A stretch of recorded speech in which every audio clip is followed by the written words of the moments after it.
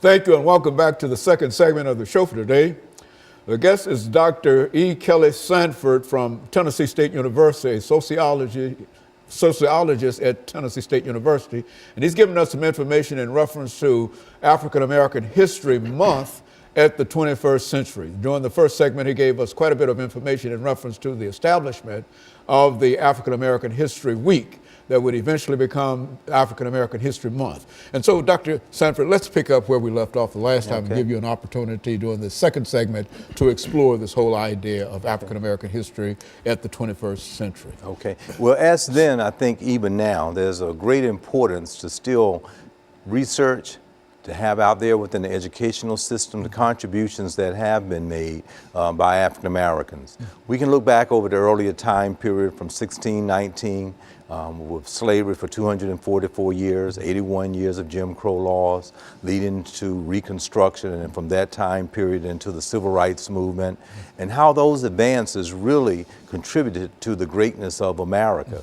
And I think when Dr. Carter G. Woodson founded that, he wanted everyone, not only African Americans, but everyone within the American ethos, within the American culture, to know about the contributions that were made, really, to the economic development of the American society. When you think of human beings being snatched from their homeland and brought over as an economic institution, enslaved for hundreds of years, it was really the foundation of this economy. And so we have to look at that as an institution. And that institution helped founded what we have today.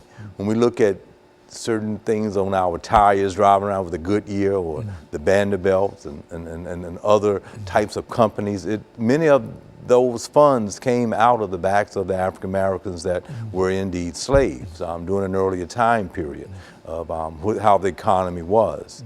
And of course, there was a war that took place from 1861 to 1865. More people were killed in order to maintain enslavement at that time period than any other war with those that have been dead since that time. It's an interesting phenomenon because sometimes when we think about those contributions that we made, and he had the book that was entitled The Miseducation of the Negro, he wanted some accurate information to be talked about those contributions. And he felt that that would bring a certain sense of pride to a group of people in the redefinition of themselves as they move forth from the time of slavery to now, and he felt that that education would help. I would like to try to make a comment on the notion that how it was important then, but even most important now in the 21st century, because in many instances that whole idea of the miseducation has not come into full fruition because it has been misconstrued. It hasn't really been a history that has been forthright in all of the textbooks, from elementary school to junior high school to high school, for parents to then reinforce it at home, for the school systems to reinforce it in projects and in a large way.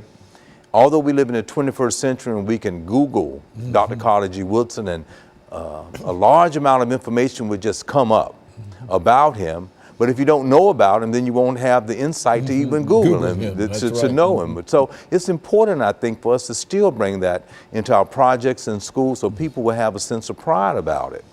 There are a lot of different documentaries.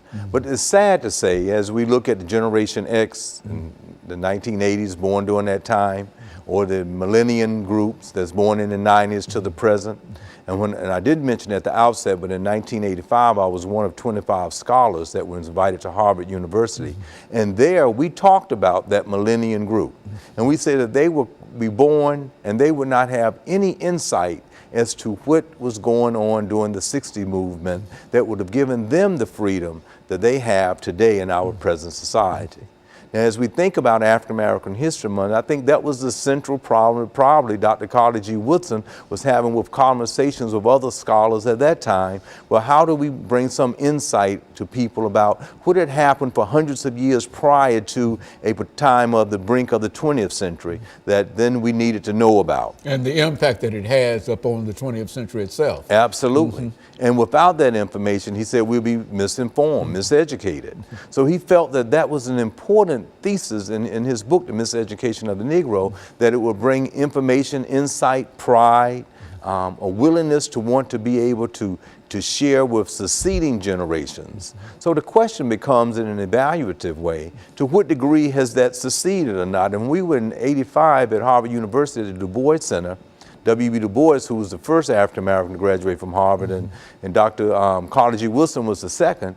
You know, here you are thinking in terms of a new group of people that wasn't even born at that time, and they would not recognize it. And as a professor, I'm finding that to come very true, and I think it's probably that way throughout the United States. Now, this problem isn't just for African Americans. I think it is for the majority group as well. And I think he didn't want it to be just for just that one group to understand it, but he felt that that was at the core, but he wanted everyone to appreciate it. Therefore, we had this whole revolution with the diversity in higher education, where certainly the curriculum would be a little bit more enhanced to have the histories of all ethnic groups to be included versus excluded within the curriculum, so that there would be an appreciation.